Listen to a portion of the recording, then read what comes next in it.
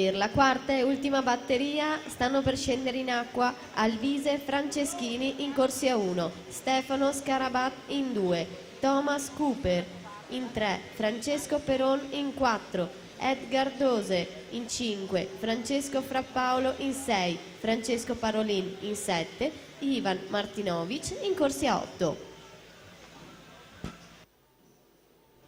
E dunque penultima batteria con Alessio Gerardin, lo ritroviamo, il portacolori dell'Antares in corsia numero 4. Di lui abbiamo parlato durante la farfalla e delle sue ottime qualità in quello stile, ma abbiamo ricordato anche specialista dello stile libero, medagliato già ai giovanili nei 4 e nei 1500, ma anche ottimo duecentista. In questa manifestazione ha il record della categoria ragazzi. Un po' più difficile sarà ottenere quello junior, che è di Federico Colbertaldo, 1,47 e 87.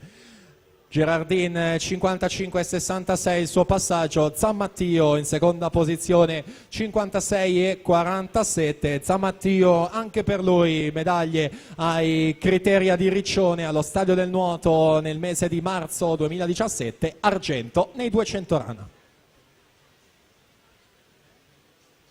10 centesimi soltanto a dividere Gerardin da Zammattio, e poi stabile in terza posizione c'è Marco Cescon in corsia 3. A guidare la classifica, ricordo, Filippo Sbrissa, 1,54 e 94.